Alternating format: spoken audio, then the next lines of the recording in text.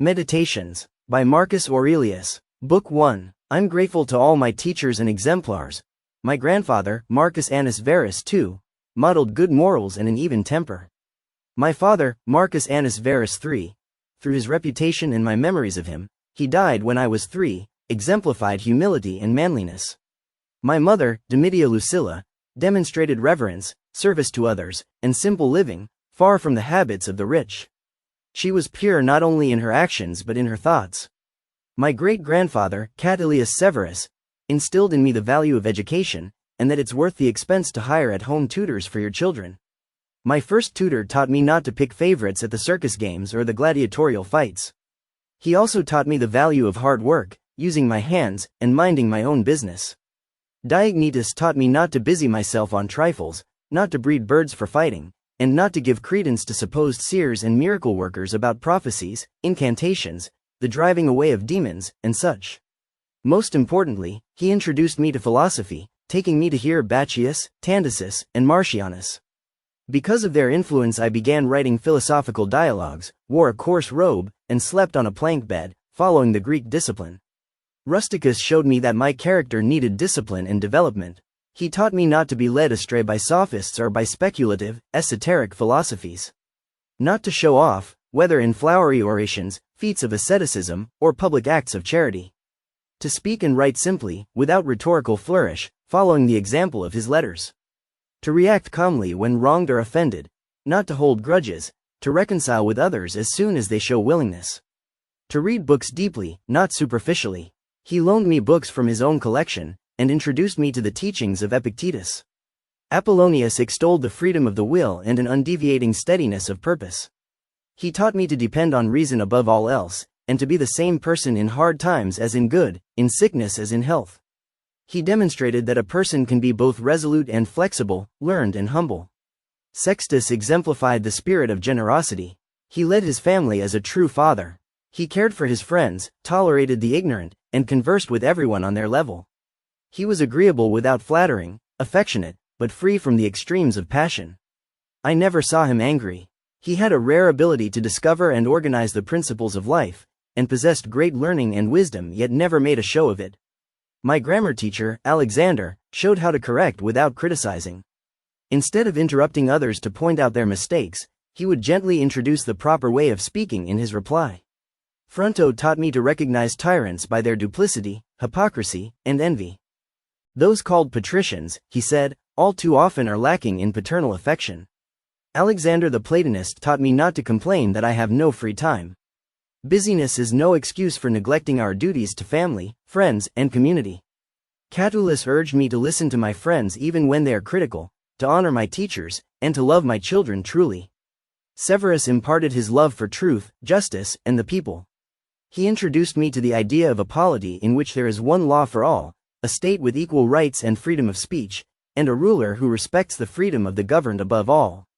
He urged me to pursue philosophy with consistency, to be generous, to think well of others, and to cherish good hopes. He always spoke his opinions outright so we never had to wonder what he really thought. Maximus exemplified self-government, steadiness of purpose, cheerfulness in all circumstances, and working without complaining. Everyone trusted his words as genuine and his intentions as good. He never showed surprise, haste, frustration, anger, or suspicion. He was eager to give and quick to forgive. He also had a wonderful sense of humor, kind-hearted rather than caustic. In Maximus' presence, no one could feel small or worthless, neither could anyone feel superior. My adoptive father, Emperor Antoninus Pius, demonstrated mildness of temper and unshakable resolve. He considered himself one of the people, had no vain hunger for praise and honors, and was ready to listen to anyone with ideas for helping the Commonwealth. His justice was impartial, his wisdom gained from experience. He was loyal to his friends, but not to the point of indulgence. He flattered no one. He investigated each matter carefully and thoroughly, never satisfied with first appearances. He honored true philosophers and was not fooled by sophists. He took care of his body for the purpose of health, not vanity, and he rarely needed a doctor's services. He humbly sought help from experts in oratory, knowledge of the law, and other fields, and he freely gave help to others. He filled the role of emperor comfortably, without pomp and show. He followed a consistent routine, shunning novelty, unpredictability, and change for change's sake. His secrets were few, and then only when matters of the empire were at stake. He considered only what needed to be done, not whether he would be praised or blamed. We know how he graciously pardoned the toll collector at Tusculum. Such was his way, never harsh, inflexible, or vindictive. He was ever watchful over the empire and its finances, always mindful of the long term. He was prudent in constructing public buildings, putting on spectacles, and otherwise spending the people's taxes, and he patiently endured the criticism he incurred for being so frugal. He was frugal in his personal life, too. When he had fine things he enjoyed them in moderation, and when he was without them he did not complain. He didn't build multiple houses, lounge in leisurely baths, care about gourmet meals, or think about the color and style of his clothes.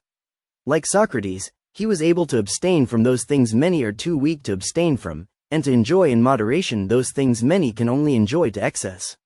Such strength and sobriety is the mark of a perfect, invincible soul. I give thanks to the gods for having such good parents, grandparents, siblings, teachers, associates, and friends. It's to their credit that I stayed on the straight path when, as a youth, bad influences might have led me astray. Instead of being handed over to temptations, indulgences, and distractions, I was blessed to have a father and ruler who showed me how to live in a palace without regard for elaborate gowns, bronze statues, armed guards, and other displays of power. He fulfilled his duties as a ruler while retaining the spirit of a common citizen. I thank the gods that I found the path of philosophy. My teachers showed me the laws of nature and how to live by them. It's my fault alone if I have failed to live up to their example. I thank the gods that I didn't fall into the hands of sophists, that I wasn't swept up in the study of flowery rhetoric, that I didn't waste time resolving syllogisms, studying arcane histories, or searching for signs in the heavens. I thank the gods that my children are healthy in body and mind, that my body is still holding up, that though my mother died young she spent the last years of her life with me, that whenever I want to help someone, I have the means, and that I have such a lovely, affectionate, virtuous wife. For all these blessings, I thank the gods and fate. Book 2. Begin each morning by saying to yourself, today I will meet people who are nosy, ungrateful, arrogant, deceitful, envious, and unsocial. They can't help it, they are ignorant of the difference between good and bad. But I, who know the difference, also know that I share the same human nature with them. I can't be angry with my fellow humans. We were made to work together, like pairs of hands, feet, eyelids, or rows of teeth. To hate each other is against the laws of nature. No one can hurt me but myself, for no one else can make me forsake the good and embrace the bad. All I am is a little flesh and breath, plus mind. Put away entertainments, set aside distractions, and look at yourself as you truly are, blood and bones, a network of nerves and veins. Your breath is only air, sucked in one moment and blown out the next. The mind, then, is the ruling part. You're an old man now. It's time to stop being a slave, to no longer be pulled along like a puppet on strings, to stop being dissatisfied with today and afraid of tomorrow. Nature and fate are woven together by providence. All things flow from one source. Everything that exists has its place in the cosmos, including you. That which serves the whole is good. The universe preserves its wholeness even though its elements are constantly in flux.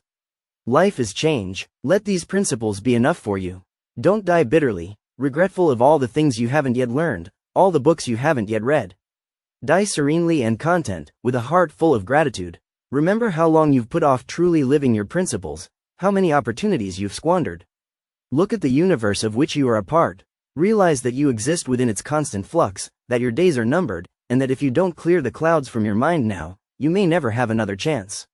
Every moment, focus your attention and perform the task at hand with simplicity, efficiency, and dignity. Fill your mind with thoughts of love, freedom, and justice, leaving no room for negative and destructive thoughts. If you live every moment as if it were your last, putting aside all carelessness, fear, anger, unreason, hypocrisy, selfishness, and dissatisfaction, you will find salvation. You need only hold on to these few principles and you can live in peace and contentment, watching things come and go in the stream of life. This is how the gods live. Do people and events distract you? Stop being whirled around by things outside yourself. Meanwhile, avoid the opposite trap of being absorbed in the minutiae of daily life. Don't weary yourself in endless activity with nothing of real accomplishment to show for it. Don't worry about what others think. Mind what you think. Watch the movements of your mind, and focus your thoughts on something worthy. Ask yourself the important questions. What is the nature of the cosmos? What is my nature? How is this related to that? What part do I play in the whole? No one can stop you from living according to your nature, from thinking, saying, and doing things that benefit all. Theophrastus, in ranking bad acts, says that sins committed from desire are worse than sins committed from anger. Anger is a temporary lapse from reason, usually in reaction to pain. Someone hurts you, so you become angry and strike back. But desire is self-generated and its appetite for pleasure is insatiable. Your life may end at any time, so think and act accordingly. Death itself is nothing to fear. If there are gods, they will take care of you.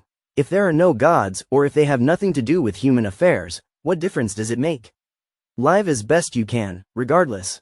But I believe that there are gods, they do care for us, and they would not send evil upon us. Death, life, pleasure, pain, these are universals. Life and pleasure come to bad people as well as good, pain and death come to the good as well as the bad. Therefore, none of these things can be good or bad in itself. How quickly all things disappear. They pass from this world and all memory of them soon fades. Reason allows humanity to view the universe from the perspective of the gods. Consider all those things which attract by pleasure, repel by pain, or are famous the world over, how fleeting, fragile, and vaporous they are. Reason sees right through them. Look at death, too, through the eyes of reason.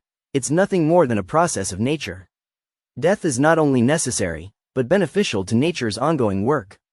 Why fear it? Few things are worse than nosy people who try to conjecture what's in their neighbors' minds, instead of tending to their own. It's enough to know ourselves and reverence the light within. Our task is to clear away apathy, dissatisfaction, and the extremes of passion. We should reverence our inner light, reason, because it's a gift from the gods. And we should reverence all living beings because they are our kin. Pity those who don't know the difference between good and bad, they're out of touch with their own reason. Suppose you lived for 1,000 years, or 10,000 years, would you have any more life than you have now? When you finally died, would you lose any more life than you'd lose if you died today? This present moment is all the life we ever have. The longest life and the shortest converge on this same point. No matter how many years stretch behind or in front of us, the present moment remains the same. The person who lives shortest owns the exact same amount of life as the one who lives longest. For the present is all we have and all we can lose.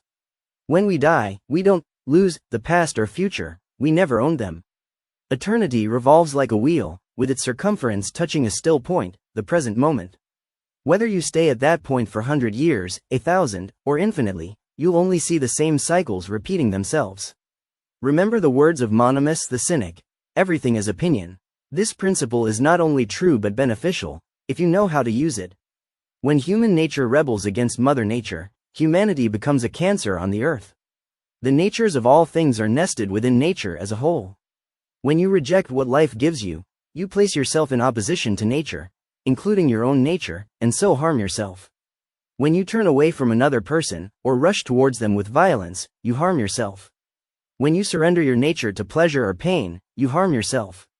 When you do anything insincere, half-hearted, or thoughtless, you harm yourself. Even the smallest action should be performed with a goal in mind. Your assignment as a human being is to follow reason and the laws of nature. Life is a pilgrimage and a struggle. All we have of time is a moment. The universe is in constant flux. Our bodies are fragile. Our senses grasp so little. Our souls are a mist. The future is a fog, and fame is fleeting. The physical world is an ever-flowing stream, and the spiritual is an elusive vapor. Neither can be grasped and held. What can guide us? Only one thing: philosophy. Philosophy consists in keeping your inner spirit free, undisturbed, above pain and pleasure, acting with purpose in line with principle, embracing all that happens as coming from the same source that gave you life, and accepting death as nothing more than a reconfiguration of the elements and particles that make up all things. In other words, living according to nature. Book 3. Don't put off learning how to distinguish appearances from reality. There's no guarantee you'll live a long life and, even if you do, you may slip into senility. In old age, bodily appetites often outlive the mind's powers. Use your reason now, before you lose it. Even nature's accidents are pleasing. For instance, when a loaf of bread is baked, the top splits open. Though unintended by the baker, the resulting shape is attractive and appetizing. Figs, too, split open when they're ripe, and olives take on a lovely color when they're nearly rotten. In the wild, we're terrified by the sight of a lion or wild boar. But if we could see them objectively, we would marvel at the beauty of the lion's eyebrows, and the foam flowing from the boar's mouth. Seen in themselves, all of nature's productions are marvelous. Look at the gaping jaws of wild beasts with the same awe you would reserve for a great sculpture's work. Observe the wrinkled face of an old woman as you would a fine painting, and you will discover its subtle beauty. See the smooth face of a young woman, too, as a work of nature's art, and your heart will remain pure. When your eyes become attuned to nature and her works, everything is beautiful. Hippocrates, after curing many diseases, became sick himself and died. The Chaldee oracles foretold the deaths of many, till fate took them, too. Alexander, Pompeius, and Caius Caesar laid waste to entire cities, massacring tens of thousands of opposing soldiers. Then they, too, departed this earth. Heraclitus, after speculating on the elements that make up the universe, himself returned to dust. Democritus was killed by lice. Another sort of vermin murdered Socrates. Life is a voyage. You embark, you sail, and, when you reach the far shore, you get out of the boat. What is your destination? If the gods exist, you step into their divine realm. If there are no gods, you enter a state without thought or feeling, freed from the bonds of pain and pleasure that held you on the ship. Don't waste the rest of your life worrying about what others think and do. Direct your thoughts to a useful end. When you dissipate your mental energy on things you can't control, you lose the opportunity to accomplish something yourself. Cease all useless thoughts, fretting about others. What is she doing? What is she thinking? What is she planning? Keeps you from exercising your own power. Endeavor to live such that, if someone were suddenly to ask, "What are you thinking about?" you could give a quick and confident reply, saying something simple, clear, and edifying. Not something that would make you blush. Those who dwell on useful and uplifting thoughts, uncorrupted by pleasure, unharmed by pain, unprovoked by insult, standing up for justice, defending what is right, accepting their lot in life without complaint, and not prying into the minds of others, are the true ministers of the gods, for they're exercising the spark of divinity within themselves. They remember that every other person is their brother or sister, and treat them accordingly. They mind their own business, make sure their own actions are virtuous, and trust that whatever life gives them is for their benefit. Those who live this way disregard both the praise and scorn of those who live otherwise. Put your whole heart and mind into your work, laboring not just for yourself but for the common good. Be a person of few words and a few projects, not busy and scattered. Let the spark of divinity within you, the light of reason, guide you the rest of your days as a Roman, a ruler, and a man. Be cheerful, too, and self-reliant. Stand on your own 2 feet without needing to be propped up by others. Stay at your post, do your work as best you can, and be ready to go when fate calls you. If you find anything on earth better than justice, truth, virtue, and courage, in other words, better than the satisfaction that comes from following your inner light, by all means, pursue it. But if you find nothing better than the spark of divinity within you, which orders all thoughts, tames all desires, objectively examines all sensory impressions, reverences the gods, and cares for all people, if you find that everything else pales in comparison to this, then devote your life to it. Reason is your own rightful treasure. Would you trade it for power, praise, or pleasure? Those things may seem good for a time, but they are worthless next to the rational soul within you. Choose reason and cling to it. Don't imagine that something is good for you if, in pursuing it, you must break a promise, harm anyone else, lose self-respect, act hypocritically, or hide in shame. Follow the light within, it will not lead you astray. Those who follow the light within don't lead tragic lives. They don't wail, complain, and run from death. What do they care if their days are short or long? They do all things with excellence and efficiency. If fate calls them, they leave in the same serene manner. They are not mere intelligent animals, but worthy members of a civil society. Honor the power of discernment, which enables you to form opinions while remaining skeptical of those opinions, subjecting them to further discernment.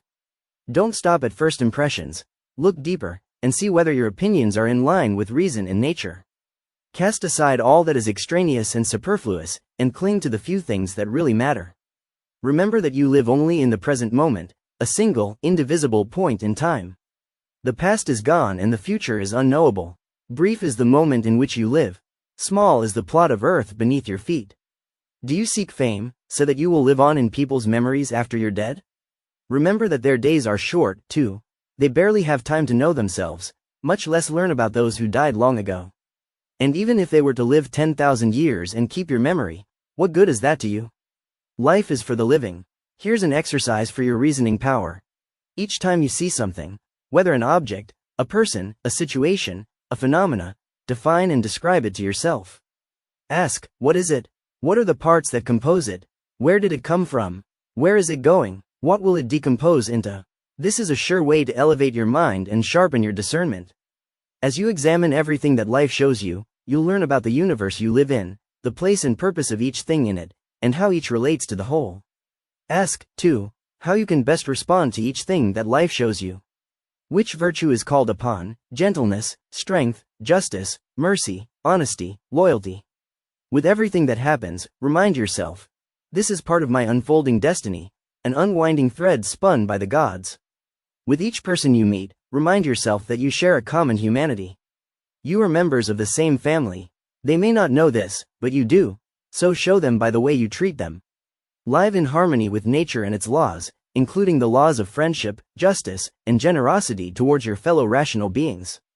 If you focus on the task at hand, shed all distractions, and reason with steadfast determination, the divine spark within you will burst into flame.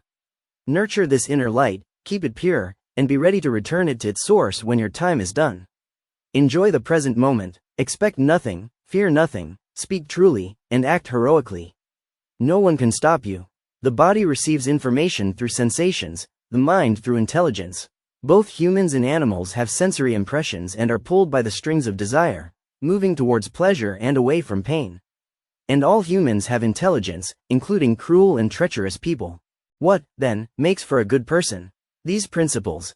Be content in all circumstances, accepting whatever fate brings you. Preserve the spark of divinity within, not crowding it out with entertainments and distractions. Follow the light of reason, always speaking truly and acting justly. Live simply and serenely, disregarding what others may say about you. Be happy with your lot in life, and ready to depart when you're called. Just as surgeons have their knives and scalpels at the ready, you have all the principles you need to divide the ephemeral from the essential. With your every act, even the smallest, slice until you find its connection to what is enduring. This is the place where the human meets the divine. Book 4. When your mind is in harmony with nature, you'll easily adapt to every possible situation. Reason doesn't require particular circumstances to work, it works with every circumstance. It turns obstacles into opportunities. A spark may be extinguished by contact, but a fire makes fuel from everything it touches. It consumes seemingly insurmountable objects and burns stronger and brighter because of it.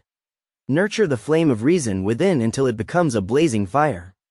People long to escape life's struggles and relax in country houses, by the seaside, or in the mountains. But it is within your power to find solace at any time, by retreating into yourself. When your thoughts are orderly and tranquil, there's no place quieter and more peaceful than your own soul. There, you are free. Take this retreat often to renew yourself. Let your principles be few and fundamental, sufficient to clear your mind and send you back into the world refreshed. What troubles you? The bad behavior of people? Remember these principles. Humans are meant to live together in community. Some do wrong unconsciously because they are ignorant. Countless wrongdoers have died already. And those disturbing you will someday be reduced to ashes, too. Are you dissatisfied with your lot in life? Remember that fate is either as guided by providence or a chain of fortuitous coincidences. Either way, circumstances can be turned to your benefit. Also, remember that the universe is like one great organism made up of many tiny cells, and each has a role to play, including you. Do you burn with the desire for fame? Remember how soon everything is forgotten. Consider the eons of time on either side of the present moment, the emptiness of applause, and the fickleness of fashion. If so much is transitory and fleeting, what is worth doing? Retreat into your inner sanctuary. Here, away from strain and distraction, you are free to observe the world and your reactions objectively. Nothing touches the soul, it can't be harmed by anything external. When you are upset, it is your own opinion that upsets you. The universe is constantly in flux. Your experience of life is determined by how you look at it. All humans share a common reason. Reason leads us to the path of virtue, telling us what we should do and what we should not do. Thus, there is one moral law common to humanity, and under that law we are all fellow citizens. Our political and geographical differences are secondary. We all comprise one great human nation. Where does our common reason come from? What gives us this capacity for discernment, right action, and law? All things must come from somewhere. Our bodies are made of elements that come from the earth and are hydrated by the earth's waters. Reason, too, must have a source. This is a profound mystery. Death, just as much as life, is a mystery of nature. Our arising from the elements and decomposition into the same, this is not something to be ashamed or afraid of. It's not contrary to reason, but part of our nature. To change your experience, change your opinion. Stop telling yourself that you're a victim and the pain goes away. What truly hurts you is what makes you a worse person. Don't say you've been harmed if your reason and character are untouched. And no one can muddy your reason and mar your character but yourself. Always follow these 2 rules. 1. Act in accordance with reason. Do only what your inner guide tells you is useful and beneficial. 2. Think in accordance with reason. If your opinions cause you distress, change your opinions. Don't change them to match what's fashionable or popular, but to align your mind with truth. Your life has been a growth of nature. Eventually you'll disappear back into it, returning to the source from which you came. Whether sooner or later makes no difference. Live well, in accordance with reason, for as long as you have the chance. Much trouble can be avoided by not worrying about what your neighbor thinks, says, or does. Be concerned only that your own thoughts, words, and actions are just and generous. In the race of life, stay in your own lane and focus on the finish line. Don't gawk at the missteps of others. Beautiful things are beautiful in themselves. They are not beautiful because they are admired. Praise adds nothing to beauty, and scorn can't detract from it. Just think of the things that are considered beautiful by the vulgar. Beauty does not need the support of praise, or anything else. The same goes for truth, justice, and goodness. Do any of these depend on popularity contests? Can any of them be discredited by insults? Does a clear, fine-cut gem lose its luster when it isn't praised? If souls can be neither created nor destroyed, does the air around us contain the souls of all who have lived before and all who are yet to be born?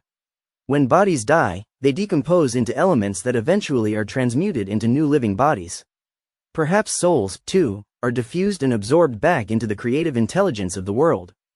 And from this source, fresh souls emerge into the world. This is one hypothesis. Think of how many people have died, and how many more animals have been killed and eaten by humans and each other, yet the earth is not overflowing with corpses. Life continually renews itself. Everything is harmonious to me that harmonizes with you, O universe. Nothing is too early or too late for me if it is according to your timing. You bring forth different fruits in different seasons, O nature. All things are from you. All things are in you. All things return to you. Some philosophers say, if you wish to be tranquil, limit your activities to just a few things. But isn't it better to say, if you wish to be tranquil, act in accordance with reason? For this includes not only limiting your activities but doing them well, and making sure they benefit the community. For reason says that we are social animals with responsibilities to each other. Much of what we do is unnecessary, unfocused, and unhelpful. How much time can you gain by pruning these activities? First, get your thoughts in order. Fruitful actions will follow. Some say the universe is rational and well-ordered, others say it's meaningless and chaotic. You are a part of the universe. Are you a rational being? Can you find meaning and create order in yourself? If order and intelligence exist in one part of the universe, they exist in the all. Love your philosophy and live it out. Be content in all circumstances, entrusting your soul to the gods. Don't be the tyrant or slave of anyone. Look at the era of Vespasian, and you'll see people marrying, raising children, farming, feasting, boasting, flattering, suspecting, plotting, grumbling, loving, warring, seeking wealth, desiring status, growing sick, and dying. Their lives are no more. Next, look at the era of Trajan, and you'll see people doing the exact same things. And they, too, are no more. In all times and places, consider how many people were born, made great efforts, and returned to the earth from which they came. Consider how many others whittled their time away on frivolous pursuits and idle distractions. This exercise will help you keep your own activities in perspective. Focus on what's important. Give great attention to great matters, and little attention to little matters.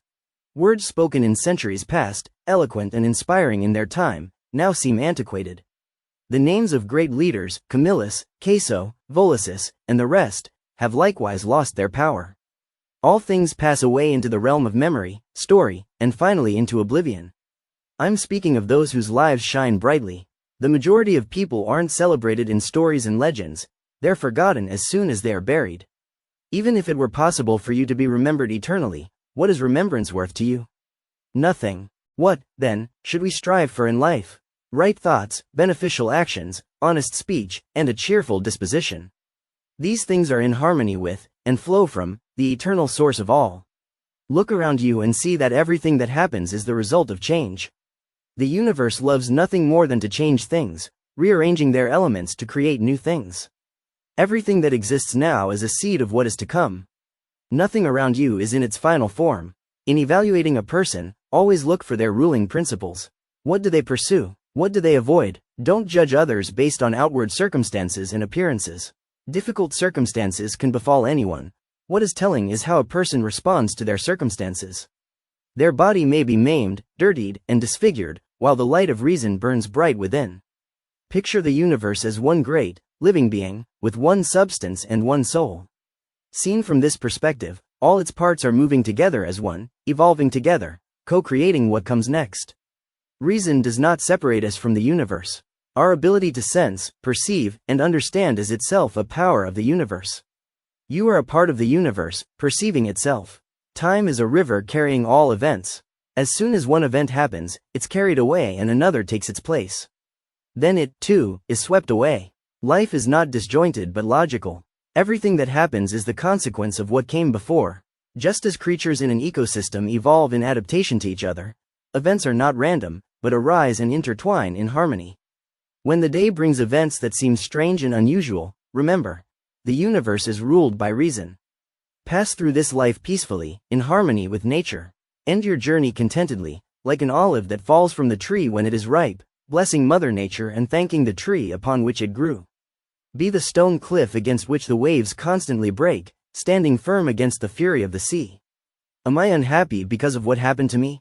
No, I remain happy because, regardless of circumstances, I am free, neither crushed by the present nor afraid of the future. Storms befall everyone, but not everyone can stand firm against them. Why call this event unfortunate?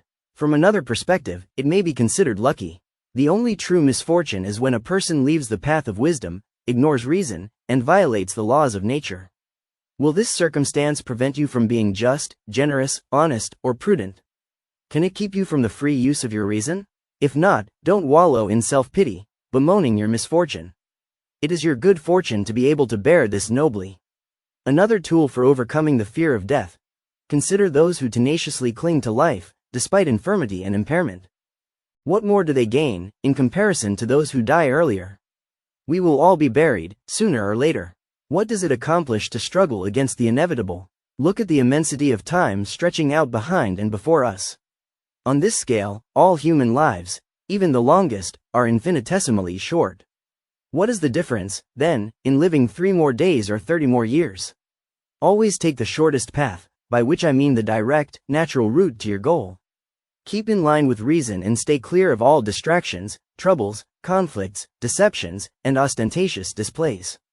Book 5. When it's hard to get out of bed in the morning, remind yourself, I am rising to resume my life's work. How can I be unhappy when I have another opportunity to do what I was born to do? But it's so comfortable here. Were you born for this, lying in bed under a warm blanket? Life is meant for action and exertion. Consider the ants, bees, and birds, working to bring order to their corners of the universe. Are you unwilling to do the work of a human being? But I worked yesterday, today I need to rest. Rest is for recharging, not for indulgence. Take only what is sufficient for your health and vitality. Too much rest, like too much food or drink, defeats its purpose, weakening the body and dulling the spirit. But I should love and care for myself. If you truly love yourself, love your nature and your vocation.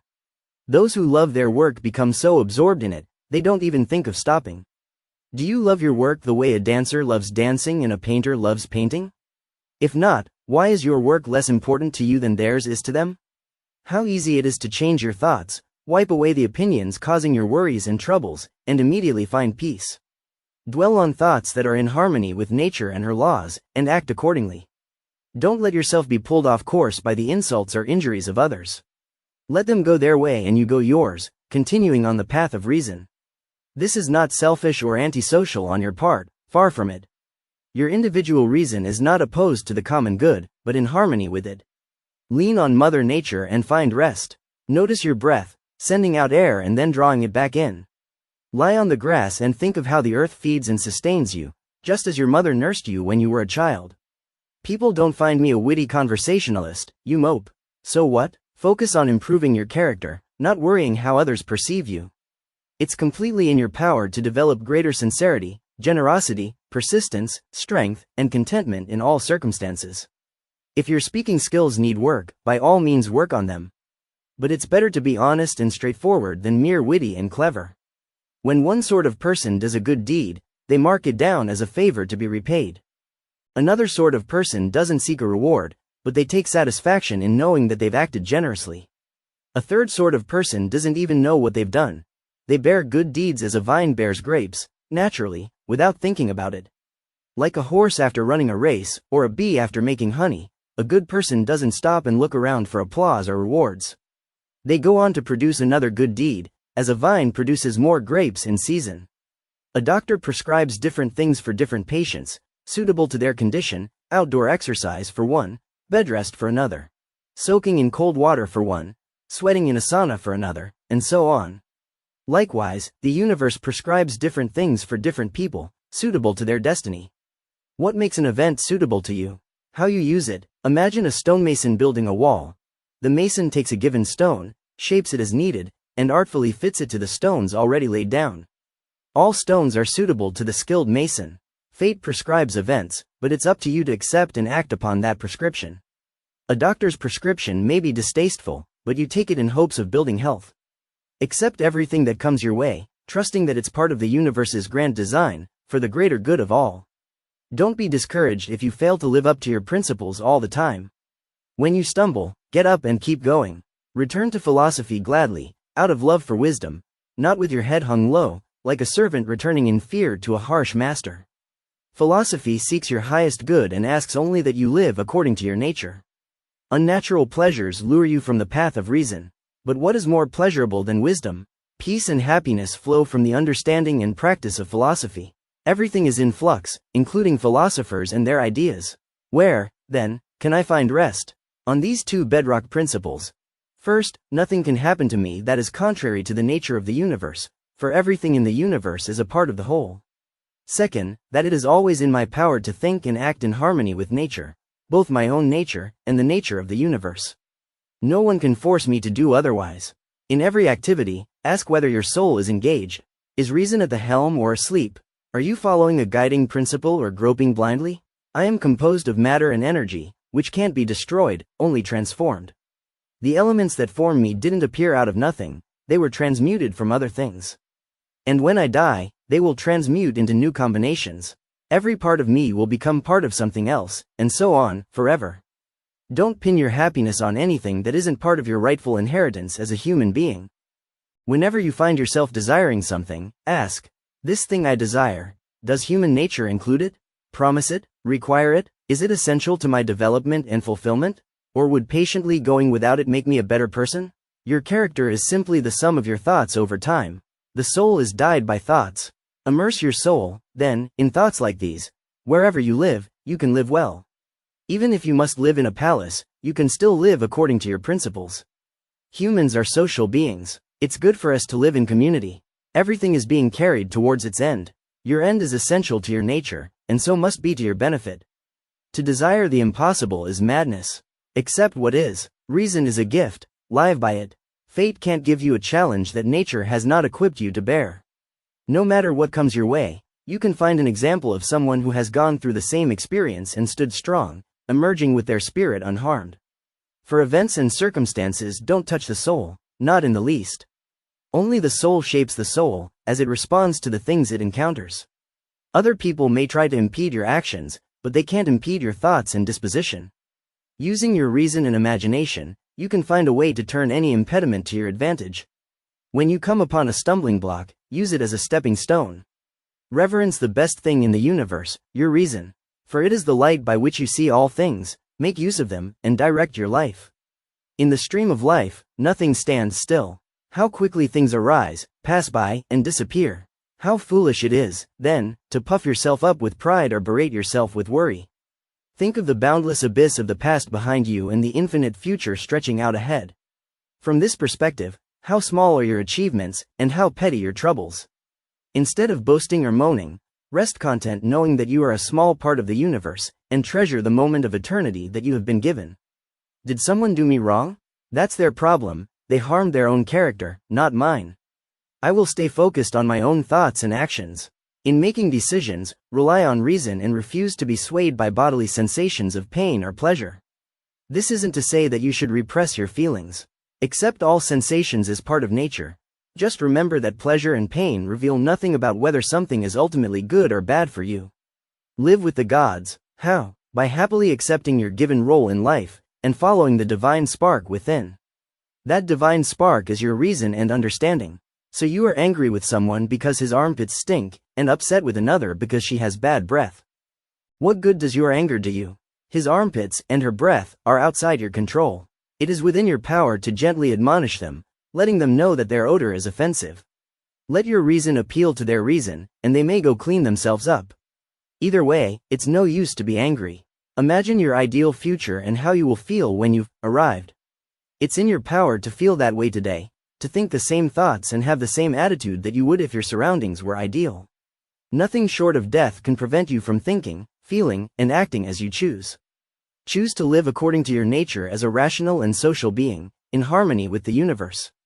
Live such that, when your life is at its end, you may look back and recall how many beautiful things you've seen, how many pains you've patiently endured, how many pleasures you've passed by to stay on your path, and how many disagreeable people you've treated kindly. Soon, you will be only ashes and a name is but a sound, an echo. The things people most value and pursue in this life are all passing away. All their acquiring, pursuing, and quarreling, it's as pointless as dogs chasing each other. What is of lasting value? Goodness, faithfulness, justice, and truth. These will rise up from the earth to join the company of the deathless gods, Hesiod, works and days. As you wait for the end to come, what should you do? Be grateful to the gods, do good to people, master yourself, and let go of everything that is outside your power. If you think and act in the right way, you'll sail through life and arrive at your destination in even-keeled contentment. Don't be swayed by how things appear. In the wake of a perceived loss, it's easy to feel disappointed and discouraged. If your head is hanging low, you'll miss the opportunities hidden in misfortune. But if you remain steady and unbowed, you'll make your own fortune. For good fortune consists of a good attitude, good thoughts, and good actions. Book 6. Reason is free from hatred, has no desire to harm anyone or anything, and will never direct you to do evil. Reason works to the benefit of all things. As long as you are doing your duty, pay no mind to whether you are comfortable or uncomfortable, well rested or drowsy, praised or insulted, feeling pleasure or pain. Dying is one of the acts of life. When your time comes, perform it with the same intention, determination, and dignity that you put into all your actions. What is the best way to avenge a wrong? If you retaliate in kind, returning evil for evil, your attacker succeeds in dragging you down to their level. Instead, take the insult or injury and transform it into a means of becoming a better person. This is the only true vengeance. The world does not shape the soul so much as it is shaped by it. For as your interior faculties change, the world around you changes in exact proportion. As your eyesight improves, everything becomes clearer. As your reason grows, everything becomes more orderly. Is the universe a hodgepodge of disparate parts, or one harmonious unity? While every part of the universe has its individual nature, rock, tree, person, cloud, sun, each shares in the nature of the universe as a whole. No individual can have a nature or purpose at odds with universal nature. Everything is related and connected to the whole. Reason leads me to reverence this ruling, universal order. Look past appearances to the core of things. At a lavish banquet, pause and think.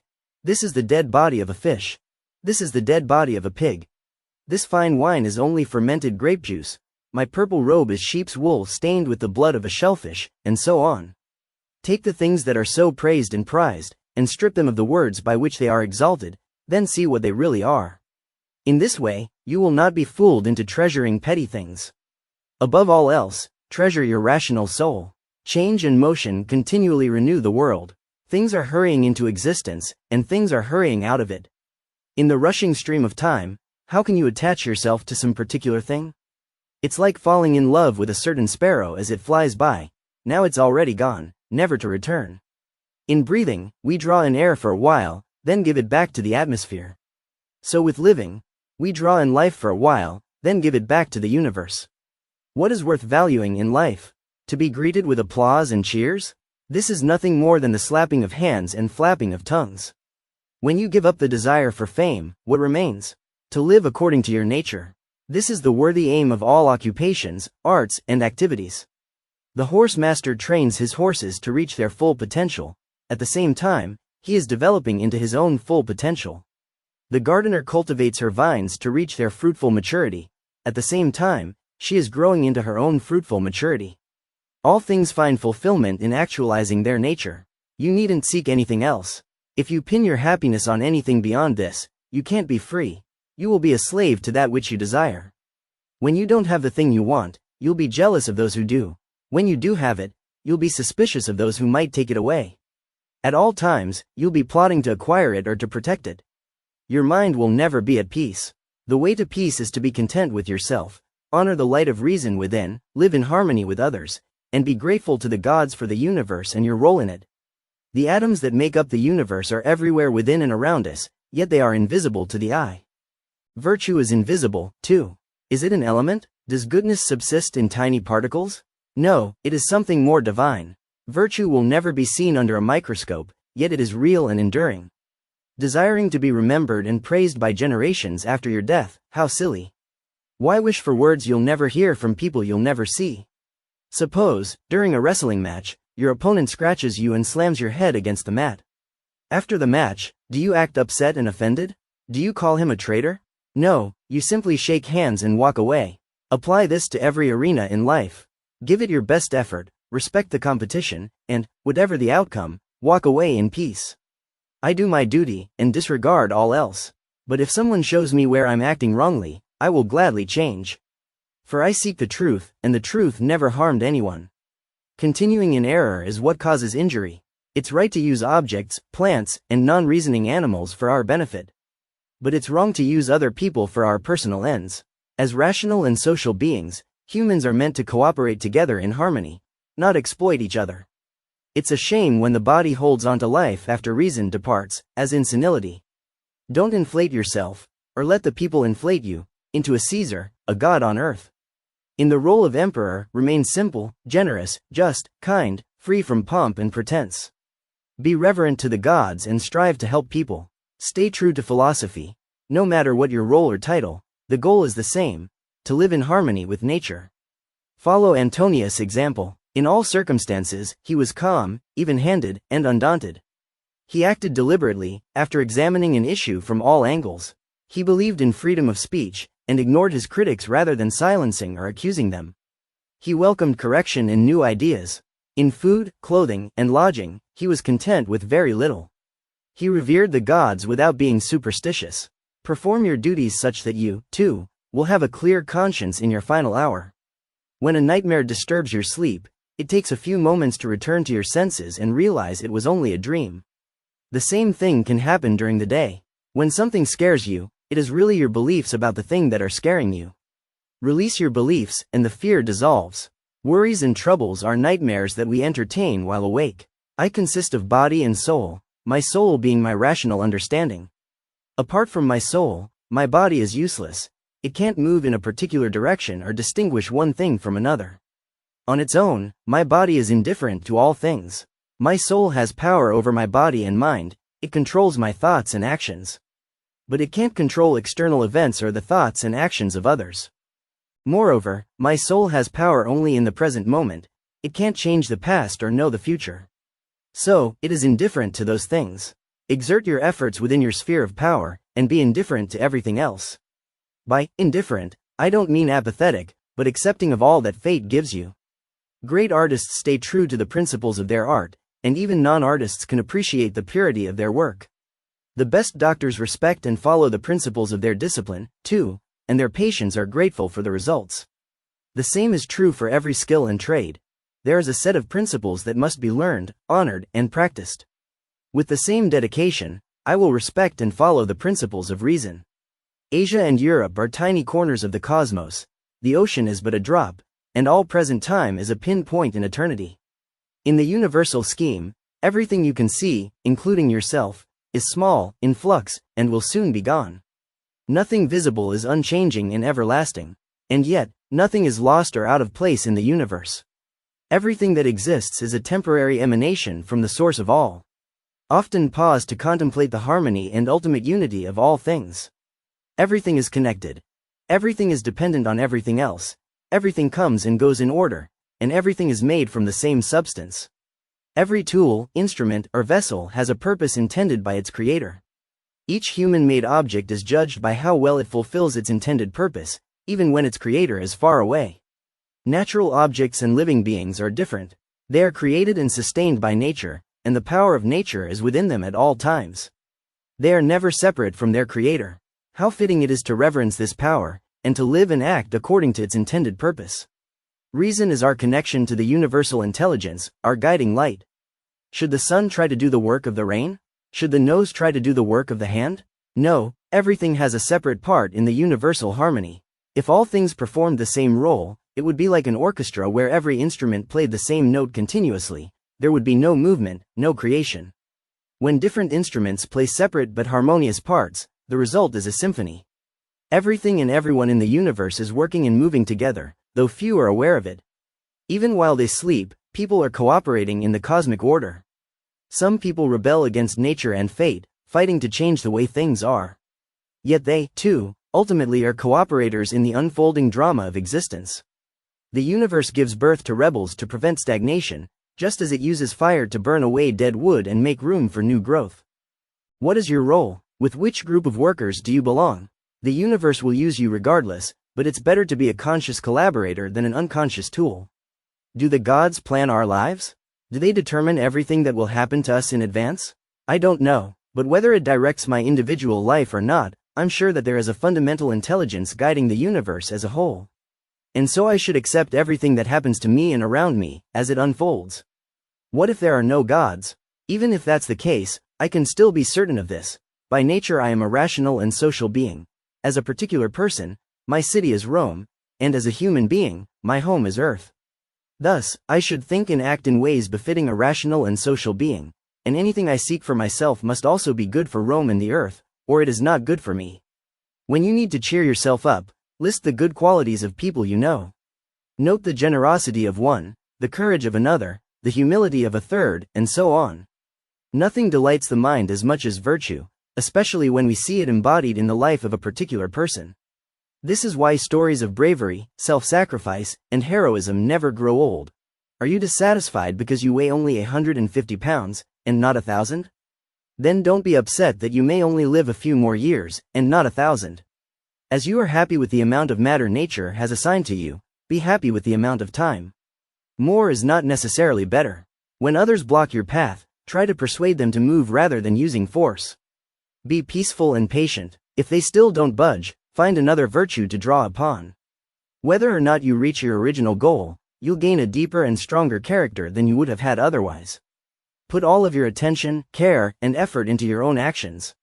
If you chase fame, you're actually valuing the actions of others, their praise, blame, applause, or insults, above your own, denigrating and diminishing your sphere of power. Respect yourself. Listen carefully when others speak. As much as possible, imagine yourself in their shoes and see things from their perspective. What is good for the bee? That which is good for the hive. To the jaundiced, honey tastes bitter. To those bit by rabid animals, water is terrifying. To a child, it's a great tragedy when a toy ball is lost. Why am I angry? It must be I'm entertaining an opinion about something, or an interpretation of an event, that is disturbing my peace. Things themselves don't have the power to determine our opinions about them. We form opinions, and negative thinking warps our perceptions as much as jaundice or rabies. Everything that happens to you is from the hand of nature, according to the will of the universe. Nothing can force you to violate your own nature, and no one can make you think or act against your own will. Book 7. Principles can't die, they can only be forgotten. I resolve to remember my principles, to dwell upon them, and to fan my thoughts into a fire that will not be blown out by the winds of circumstance. My thoughts, opinions, and interpretations are all in my power to choose. Why, then, am I continually entertaining worries and fears? I will not allow things outside my mind to affect my mind. I will not let external events shake and shatter my inner peace. I will not waste my energy on things outside my control. I will return to my principles and renew my life. Celebrities, fashions, plays, spectacles, gladiatorial fights. How often people remind me of flocks of sheep, herds of cattle, dogs fighting over bones, and puppets pulled by strings. Even so, keep a sense of humor about these things, not an air of superiority. Can you understand and execute the task at hand? If so, do the work. If not, find someone with the necessary skills. Don't be too proud to ask for help. Think of soldiers surmounting a high wall. One alone can't do it, another must lift him up. People are social beings who need each other. Don't worry about the future.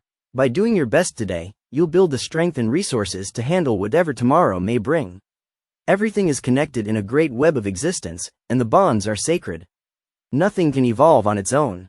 Everything develops together as the universe unfolds. There is one universe comprising all things, one divine power from which the universe arose and by which it is sustained, one set of laws governing all natural phenomena, one life shared by all living beings, and one reason shared by all thinking people.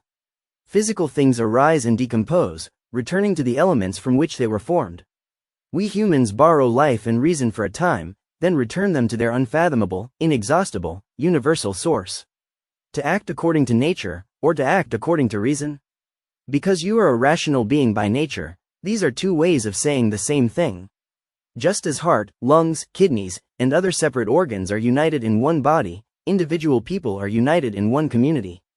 We are made for cooperation. This will become clearer the more often you remind yourself that all people share the same reason, though not all use it to the same extent or develop their full capacity for understanding.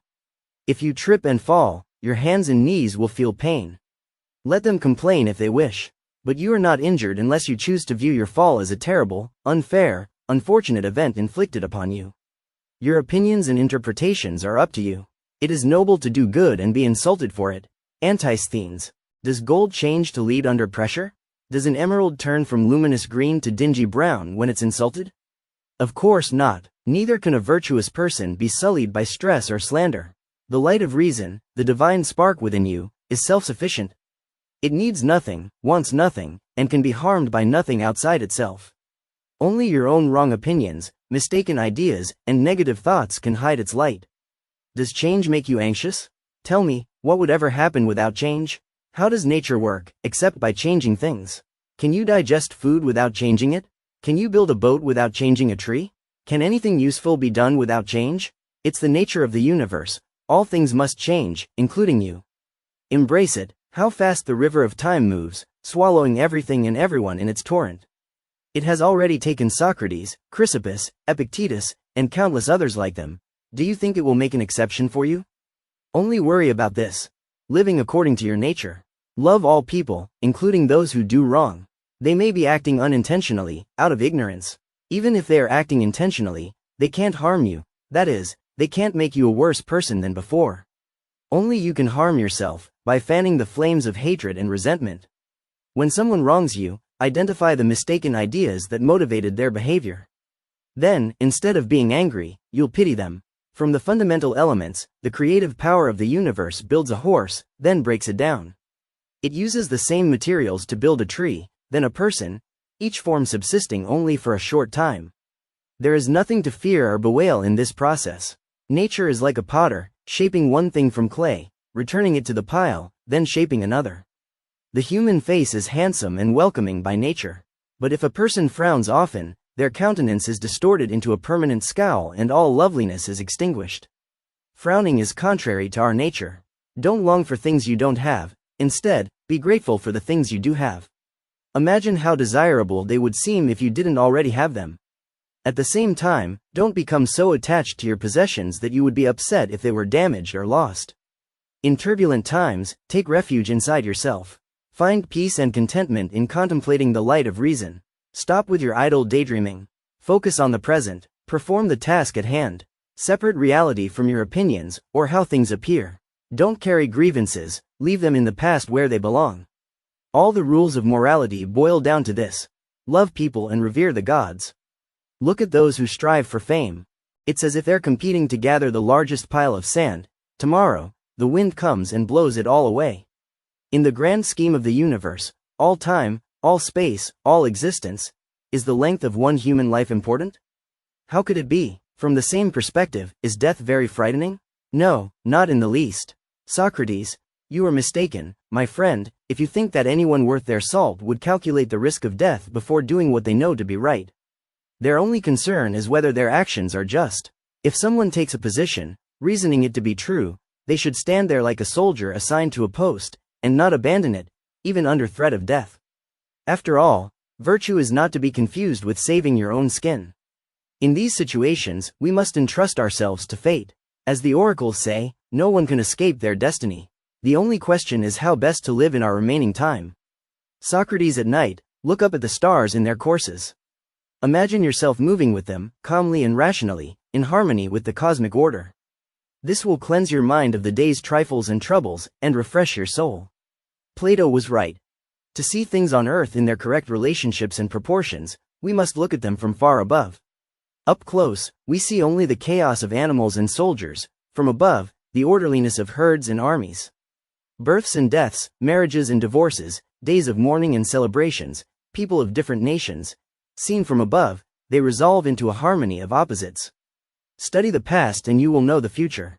Political movements rise and fall in cycles, while human nature remains the same.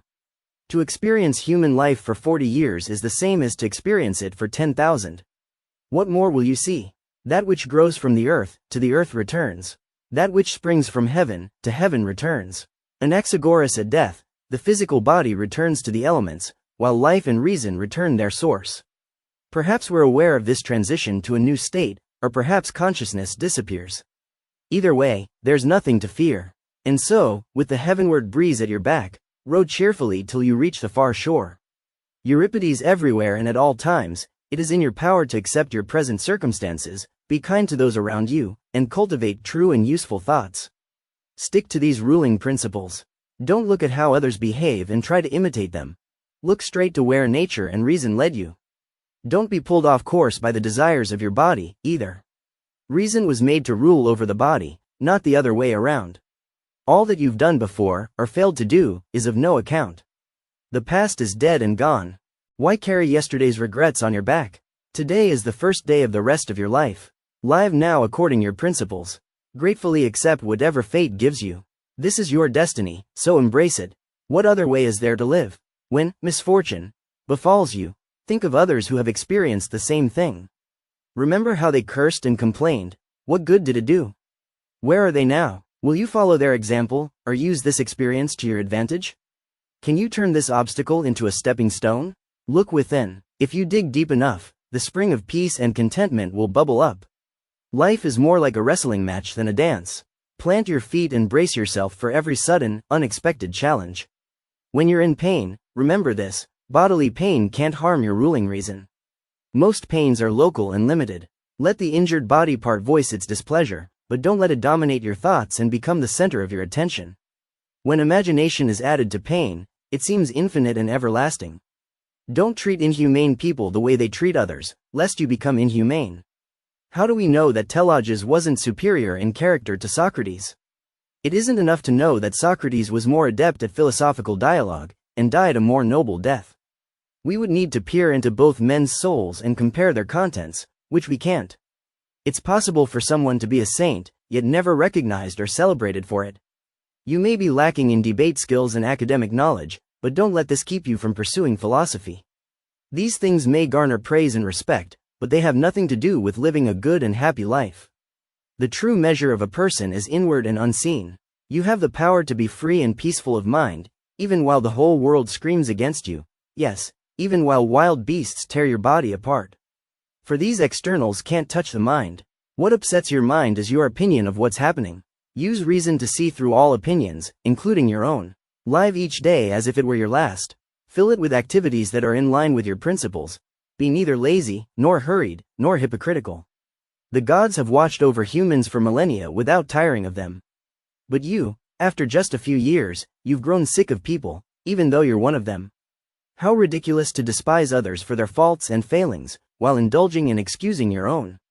When you reach out to help another, once the other receives your help, the act is complete. Don't seek a third thing, praise or a reward in return. As a social being, it's in your nature to help others. And living according to your nature is your purpose in life. That's why helping others is its own reward. The source of all created the universe and set it into motion. Since that beginning, everything has come about by consequence or continuity. Everything follows a ruling principle, everything is connected. Keep this in mind, and you'll remain peaceful in all circumstances. Book 8. You can't go back and relive your life as a philosopher, but you can live as a philosopher from this day forth. True, your occupation prevents a return to the academy, and you'll never earn a reputation as a philosopher at this point. So what? Forget about what others think, and live the rest of your life according to nature.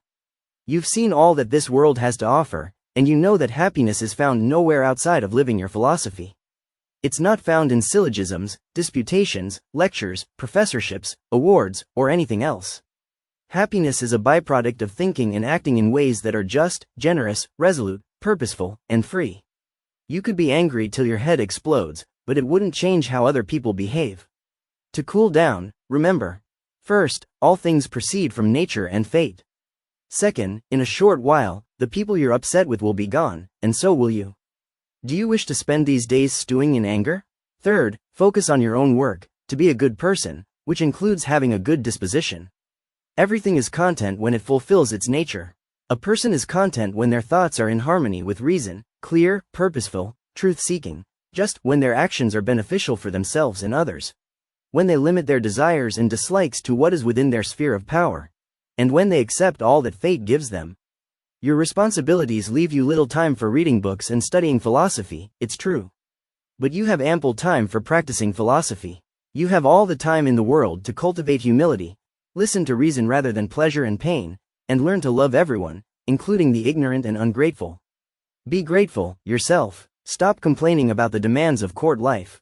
We need to repent not just for the bad things we do, but for the good things we don't do, such as helping a person in need when we have the opportunity. But we never need to repent for failing to indulge in pleasure. This is because pleasure is not a good in itself, but a side effect of things that may be good or bad. When faced with choice between following reason or pursuing a questionable pleasure, remember this. If you follow reason, you'll never regret it in the morning. Look at each thing before you and ask, what is it made of? Where did it come from? What is its purpose or use? What holds it together? How long will it last? This is the application of philosophy, ethics, and physics. Whenever you meet a person, ask, what do they believe to be good or bad? What are their desires and dislikes? What do they think of pleasure and pain, fame and obscurity, life and death? If you know their ruling principles and motivations, nothing they do will surprise you. After all, are you surprised when a fig tree produces figs, and an olive tree produces olives? It is no virtue to be steadfast and consistent in defending a false idea. Welcome correction, and change your thinking to fit reason. Don't twist reason to fit your opinions. If something undesirable happens outside of your control, who do you blame, the universe or the gods? It's foolish to blame either. If there's anything you can do to help, do it. If not, your anger is pointless. All of your thoughts and acts should be directed to a purpose. Everything that comes into being has a purpose, a role, a place in the web of existence. A horse, a tree, a stream, the grass, the sun. What is your purpose? To enjoy pleasure. See what reason and common sense have to say about that. Nature doesn't just create and sustain things, it also directs them to their purpose. Focus on the task at hand and give it your full attention, whether you are acting, speaking, reading, or thinking by yourself and forming an opinion about something. The communal baths disgust you because they're full of sweat, oil, dirt, and filthy water. Well, get over it. Bodily life is inherently messy. You have 3 relationships. First, to your own body. Second, to the divine source of all life and existence. Third, to your fellow human beings. And so you have 3 responsibilities. First, to use your reason to master your body and make right judgments. Second, to gratefully accept all that happens in the universe. Third, to treat all people with justice and generosity. Whether you are addressing the Senate or a servant in your own home, use the same manner of speaking. Be simple, direct, humble, and honest. If you earn or inherit money or property, manage it wisely, without arrogance. If it is lost, stolen, or otherwise taken away, let it go without tears. Have you ever seen a hand, foot, or limb severed from the body? That's what a person is like who acts antisocially, severing himself or herself from humanity. Thankfully, even if you cut yourself off from the community, you have the power to return and rejoin it. A severed hand isn't so lucky.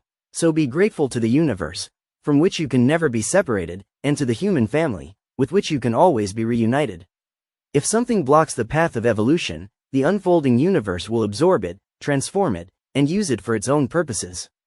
So we, as rational children of the universe, have the ability to encounter an obstacle, absorb it into our understanding, and transform it into a stepping stone.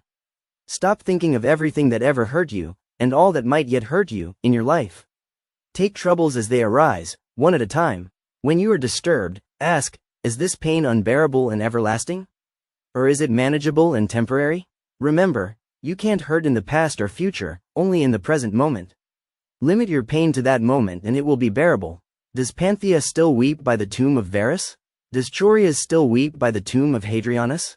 Of course not. Suppose they went on grieving for the rest of their lives. Would the dead be aware of it? Would they be pleased? And when the grievers die, should their loved ones spend the rest of their lives grieving, too? Focus your efforts on the needs of the present day. Those who strive for posthumous fame, erecting statues of themselves and such, don't consider that the people of tomorrow will be exactly like the people of today, mortals. What does it matter to you if someone 1,000 years from now should utter your name, or have an opinion about you? However much a boat is tossed about on the seas of life, reason stands firmly and serenely at the helm. If you're upset by something outside you, it's not the thing itself that upsets you, but your opinion of it. And it's in your power to wipe away that opinion immediately. If your own thoughts are causing you pain, who's keeping you from changing them? Or, do you feel ashamed because you aren't doing what you know you ought to be doing? Then do it. Is there an obstacle blocking your way? Make it part of your plan and turn it to your advantage. But what if it kills you? Then you'll leave this world contentedly, as someone who pursued a worthy goal to the end, not as a coward who gave up and stopped trying. Reason is invincible. It only does what it chooses to do, make sound judgments, and it can't be forced to do otherwise. A mind ruled by reason, deliberate, objective, and just, free from prejudice and delusion, unswayed by temptation, is a fortress. Take refuge within its walls and you'll be safe and free. See things as they are, and don't let your imagination blow them out of proportion. Suppose you hear that someone has spoken poorly of you. Are you hurt by this? It's only a report about some words.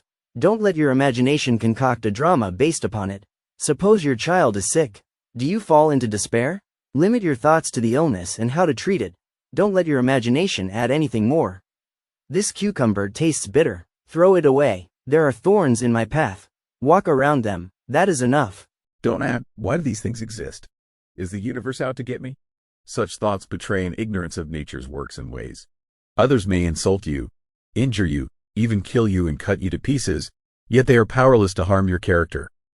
Nothing can defile your mind or force you to be unjust, outside of your own will. A person can stand by a mountain stream and insult it all day long. The stream remains pure. Even if they throw dirt into it, the dirt is quickly dispersed and carried away. Let your soul be like that stream, flowing freely, simply, and contentedly. The more you learn about nature and the universe, the more you learn about yourself. For without knowing where you are, you can't know who you are or the role you have to play. The sun pours out light continually in all directions, yet it is never emptied. What's the nature of a sunray? You can observe one passing through an opening into a dark room. It doesn't wander around the room. It extends in a straight line. It doesn't flicker like candlelight. It's steady as long as it's unobstructed. When it falls upon an object, it doesn't push it over. It illuminates it. Like sun rays, let your thoughts extend from your mind, steady and straight, illuminating everything they touch. You breathe in harmony with the air around you, taking it in and exhaling it out. In a similar way, you can think in harmony with the universal reason surrounding you. There's an intelligence pervading all things, and you can draw it into your mind if you desire.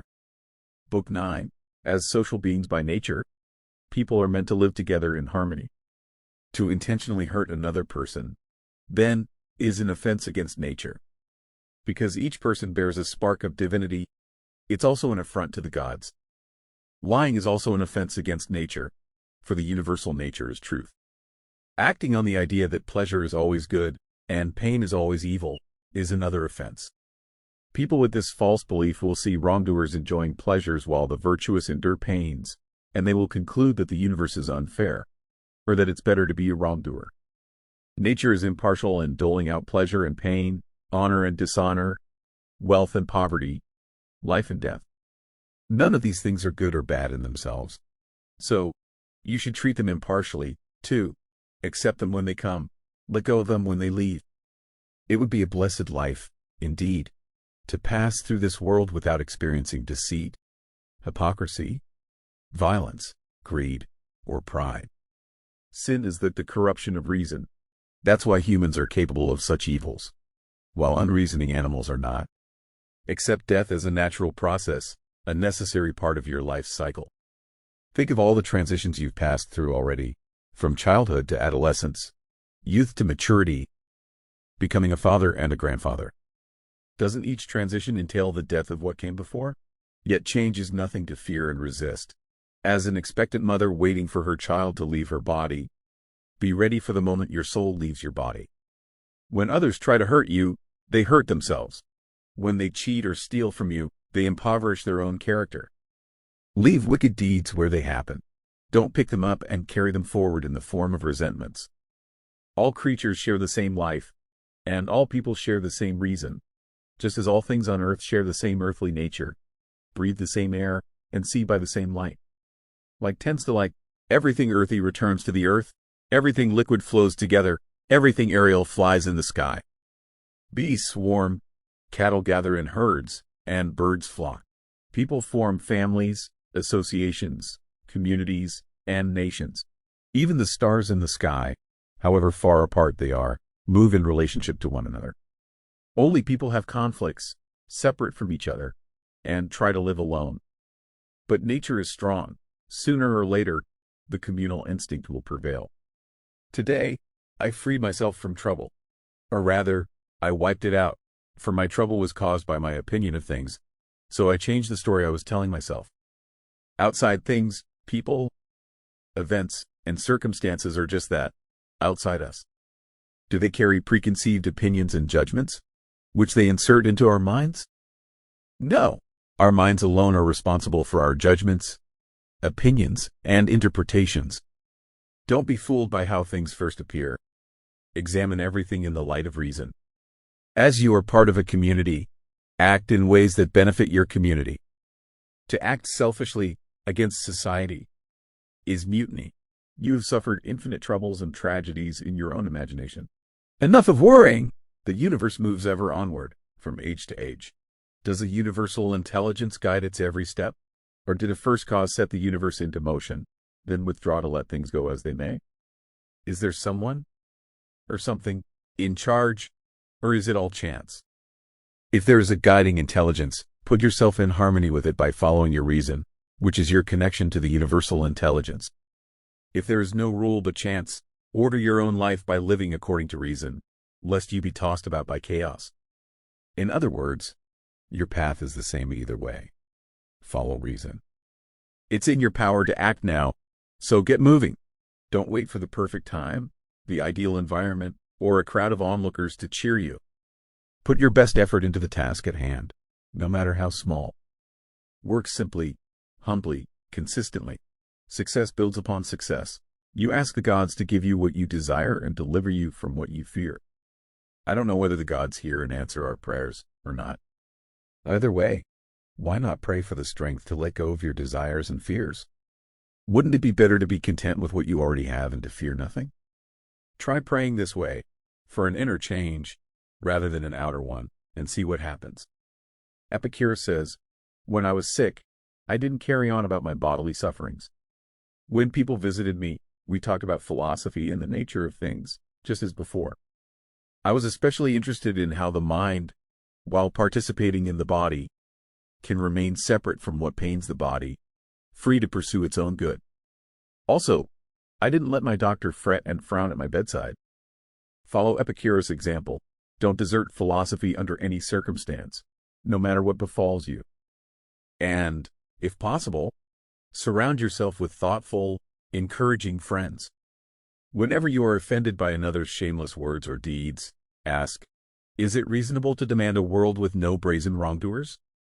Will my being upset help bring about utopia? No. Don't ask the impossible or get upset with the world as it exists. There are shameless people in the world. There are also hot-tempered, ignorant, and untrustworthy people. If you remember that these categories of people exist, you won't be surprised and upset when you come across such an individual. It's also helpful to remember that nature provides a virtue to counter every wrongful act. Counter unkindness with kindness, dishonesty with honesty, and so on. Besides, how have they harmed you? If you look, you'll find they've done nothing to degrade your character or disturb your mind. When you meet a person who's gone astray, either try to teach them or simply tolerate them. It's no wonder that someone has gone astray if they've never been taught to follow the right way. If you expect an ignorant person to act like a knowledgeable one, that's your mistake. Book 10. My soul, will you never be simple, serene, and satisfied? Will you never enjoy a kind, generous, sunny disposition? Will you never be happy with life as it is, desiring nothing more? Will you never stop seeking entertainment and longing for pleasure? Will you never be grateful for all that exists and occurs, knowing everything comes from nature and the gods? Will you never live in harmony with others, without finding fault in them? Remember, nature has endowed you with the strength to endure everything that happens by nature's hand. Whatever happens to you is the result of causes set into motion from the beginning. The thread of your destiny is woven into the universal tapestry, inseparable from the fates of all. So, remembering that I am a part of the cosmos, that my life belongs to it, and that whatever happens to me is for the benefit of the whole, I will be content with my lot. Also, remembering that I belong to the human community and couldn't live without others, I will act in ways that benefit all people. It's ridiculous to suppose that death is evil, or contrary to nature. The parts of the whole must die, or, rather, change, for the continued growth and good of the whole. This isn't an evil for the parts. What's good for the whole is, ultimately, good for the parts. If there were no death and renewal, clearing away the old and bringing forth the new from its elements, the earth would stagnate. Indeed, the whole universe would grind to a halt. Rationality is the quality of seeing past appearances to discern the true nature of things. We call a person rational who is even-handed and unprejudiced. Equanimity means the calm acceptance of all that exists and all that happens. Magnanimity means greatness of spirit, unmoved by the lure of pleasure, the lust for fame, and the fear of death. If you strive to be rational, equanimous, and magnanimous, not merely to be publicly called by these adjectives, you will completely transform your life. Every day, unexpected events, interpersonal conflicts, and bone-tiredness conspire to pull you away from your principles. But every time you respond by drawing on reason, its flame grows stronger within you. The person who follows reason is simultaneously active and peaceful, cheerful and resolute. Stop wasting energy in fear and procrastination. Your job is to see what needs to be done and then do it. If you see the way forward, proceed without looking back. If you are unsure which way to go, stop and find a trustworthy guide. If something blocks your way, make that obstacle a stepping stone on your journey. If you fail or die, it will be in pursuit of a worthy goal. There's no shame in that. Stop talking about what makes a person good. Be a good person. Things come into being because the universe loves them and wants them to exist. As children of the universe, we have the power to love, too. Shouldn't we love everything the universe creates? It doesn't matter whether you're on a mountaintop, at the seaside, or in the middle of a city. Your interior landscape remains the same. Wherever you go, there you are, the same person, with the same patterns of thought. As you improve your mind and disposition, your surroundings become more interesting, beautiful, and inspiring, no matter where you are. A man deposits some fluid in a womb, and nothing more. Then hidden forces go to work within the woman, forming a child. A human being, sprung from such a substance. The child suckles milk and eats her first foods. Again, hidden forces go to work, transforming food and drink into bone and brains, strength and intelligence, movement and life. Astounding! Notice how even great things have small beginnings, and how unseen, imperceptible forces are the most powerful of all. All creatures must follow whatever nature and fate decree. Even if they kick and scream, still they must follow. Irrational creatures follow blindly. Only human beings have the power to embrace their nature and destiny, and follow willingly. Whenever you are offended by another person's words or deeds, look inside and see whether you have the same fault. You may be disgusted by gluttony, greed, or pride in another, while these same vices are hiding in your own heart. Focus on improving yourself. Others are outside of your control, after all, and you'll be more sympathetic and tolerant of your fellow humans. The more things you examine in the light of reason, the stronger your reason grows, just as feeding more wood to a fire makes it burn brighter and higher. Everywhere and always, you have the power to think rationally and act in harmony with nature. Don't take this gift for granted. A wheel doesn't have the power to move and steer itself, and neither does any other unreasoning thing. Once put in motion, irrational things are easily stopped, but intelligent beings can find their way around any obstacle in dogged pursuit of their aim. These obstacles may hurt your body, but they can't make you a worse person. In fact, courageously facing challenges and patiently enduring suffering are ways of improving your character and disposition. Ponder the leaves, brought forth in spring, fallen and scattered in fall, replaced by new ones next season. Hold everything lightly. Don't cling to some things and run from others as if they, or you, were everlasting.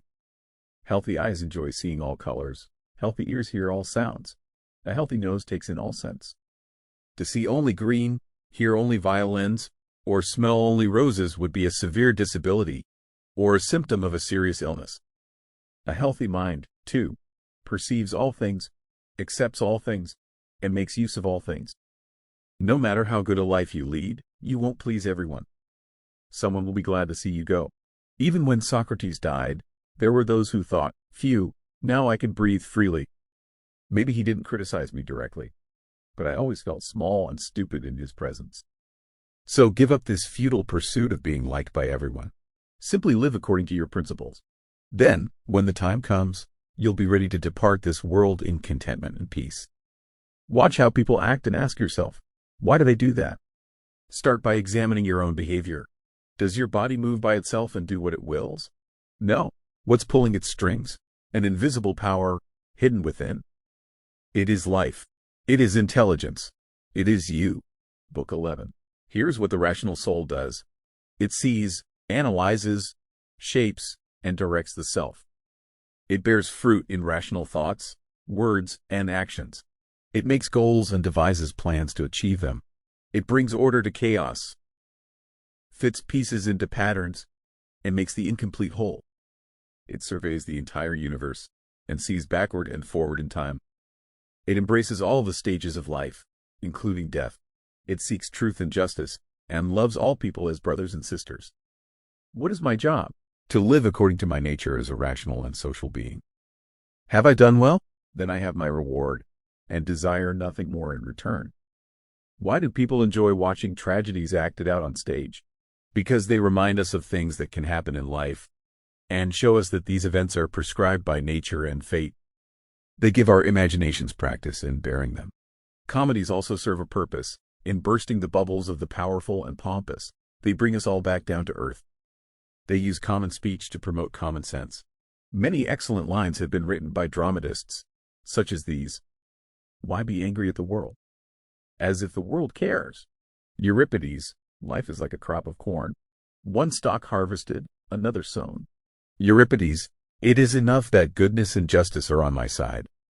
Aristophanes, just as those who try to block your path can't stop you from acting according to reason, they also can't make you hate them. Your thoughts and feelings towards people, things, and events are within your sphere of power, not theirs. Remain calm in the face of those who try to hinder or harm you, so you can think clearly and find a way forward. If you become angry and hateful, you focus on the obstacle and lose sight of your goal. The works of nature are superior to all human arts, for our arts are inspired by and imitate nature, not the other way around. Let your soul be at peace, neither pursuing nor running from anything. The peaceful soul is a perfect circle.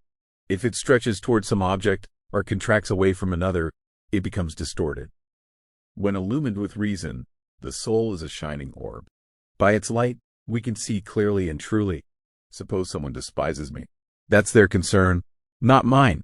My concern is to live in harmony with nature and reason, so that my actions won't be worthy of contempt. When someone says, I'm going to give you what you deserve, or I've decided to treat you better than you deserve, they're insincere. There's never a reason to announce beforehand that you're going to be fair or generous. Do it, and your actions will speak for themselves. A person's character is revealed in their eyes and written on their countenance. This is why we are drawn to the faces of truly kind, generous people. When a rapacious person fakes kindness by batting their eyes and putting on a seductive smile, it may fool people for a time, but eventually their ugliness will show, though. Far better to have an honest opponent than a false friend. We're all human beings. Why hate anyone, flatter anyone, lord over anyone, or bow before anyone? Speak what you really think, not what you think people want to hear. In order to act well in this world, you must first accept it. Justice, generosity, and gratitude flow from a mind that embraces all things in harmony with our nature as rational and social beings. Injustice, selfishness, and fear flow from a mind that complains about and fights against things as they are, straying from reason and society. If you aim at one overarching goal and pursue it consistently, your life will have unity and coherence. Your separate, diverse actions will build on each other like the notes that add up to make a symphony. What makes for a worthy goal?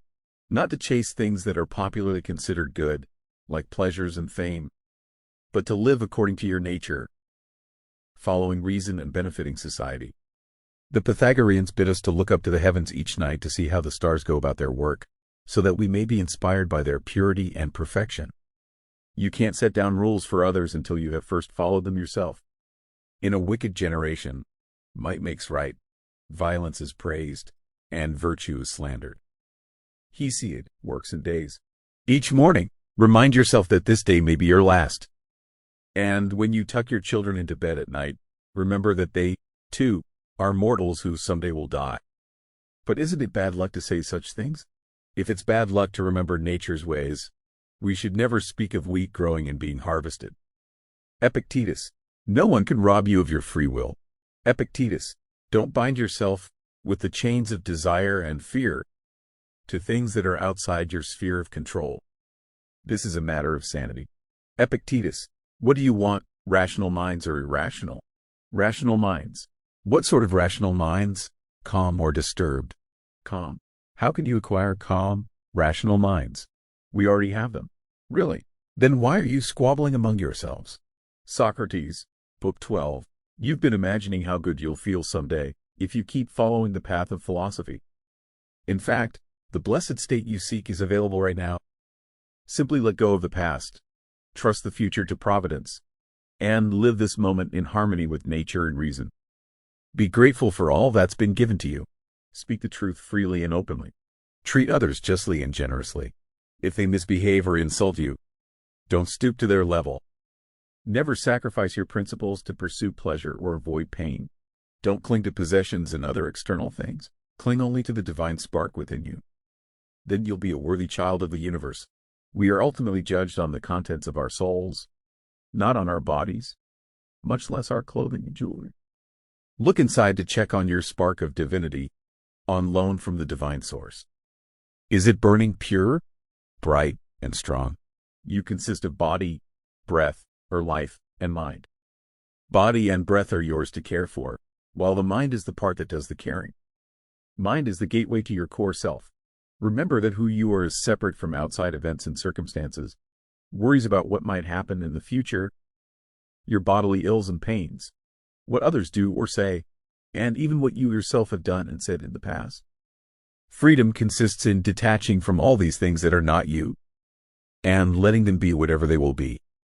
Then your core self will be like Empedocles' sphere, perfectly round, whole, and in joyous rest reposing. I often wonder how it is that most people value their own lives above others, yet value others' opinions of them over their own self-opinions. If the universe is justly ordered, mustn't the souls of the good be immortal? It seems unjust for a kind, pure, wise person, one who lives their life in harmony with the divine, to have their soul die with their body.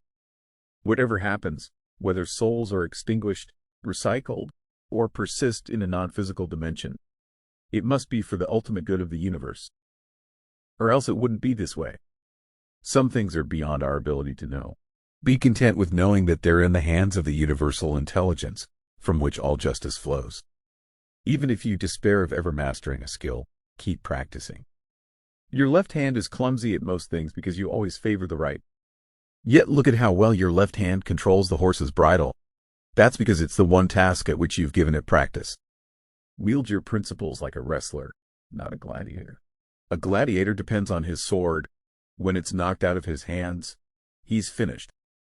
But a wrestler's only tools are his hands. He needs nothing beyond himself. In other words, internalize your principles so they become part of you. May truth and justice shine from you as light from a lamp, for as long as you live. Remember that everything is opinion, and your opinion is in your power. When you wipe away a bothersome opinion, you're like a sailor who rounds a rocky promontory and passes from turbulent seas into a peaceful bay.